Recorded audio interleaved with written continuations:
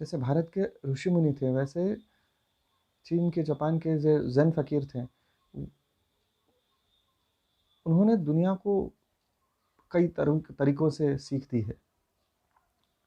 जितने भी आध्यात्मिक यात्री रहे हैं, उन सब के लिए बड़ा ही प्रेरणादायी उनके किस्से रहे हैं। तो एक ज़ेन फ़कीर की बात मैंने कहीं पढ़ी कि उनसे किसी ने कहा कि आप बड़े शांत मालूम होते हैं, आप लोग जानते हैं आपको कि बड़े संत हैं, सत्पुरुष हैं, तो आप किस तरह ज़िंदगी जीते हैं, कैसे जीना चाहिए, हमें भी पता चले। तो उन्होंने कहा, कुछ नहीं, मैं जब भूख लगती है तो खाना खाता हूँ, नींद आती है तब सो जाता हूँ। तो पूछने वाले ने कहा कि ये तो हम भी करते हैं, इसमें क्या खास बात है, इसमें कैसे कैसे फ़र्क होता है। तो बोले, नहीं, आपने ठीक से सुना नहीं, मैं जब भूख लगती है तभी खाना खाता हूँ, और जब नींद आती है तभी सोता हूँ।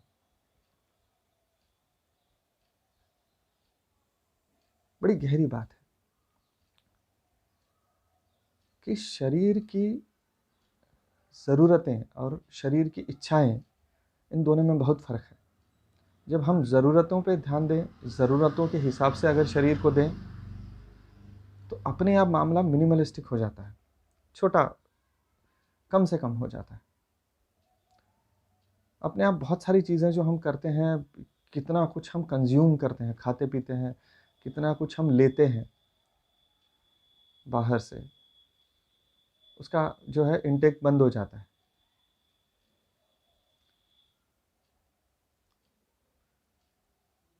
शरीर के साथ इच्छाएं हैं प्राकृतिक, शरीर का जो प्राकृतिक जो जो जो संरचना है, उसमें इच्छाएं तो है ही, लेकिन मुझे इच्छाओं पे ध्यान देना है। मैं अगर इच्छा, क्योंकि देखिए, एकदम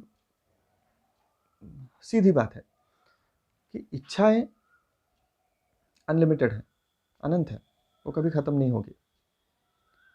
और जो ज़रूरतें हैं वो बिल्कुल थोड़ी सी हैं।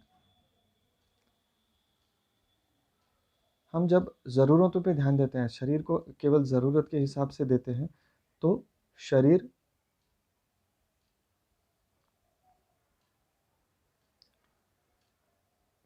जो हमारी जो भावना होती है वो शरीर रूप नहीं होती, हम शरीर से देह रूप भावना कम होती जाती है।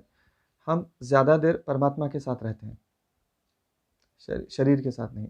हम देह को जितना भी देते जाएं, हम देह के जितने भी लाड़ प्यार करें, उतने हम देह बनते जाएंगे। बड़ी सूक्ष्म बात है, बड़ी गहरी और लंबी चलने वाली बात है, बट फिलहाल इतना ही। इसे और भी आगे इस पर चर्चा करेंगे, अलग अलग उदाहरणों को लेकर, अलग अलग चीज़ों को लेकर।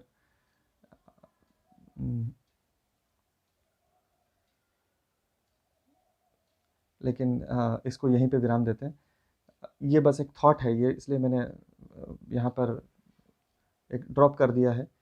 इसके ऊपर हर कोई अपने अपने तरीके से सोचे, मैं भी इस पर एलैबोरेट करूँगा। ओम नमो भगवते वासुदेवाय।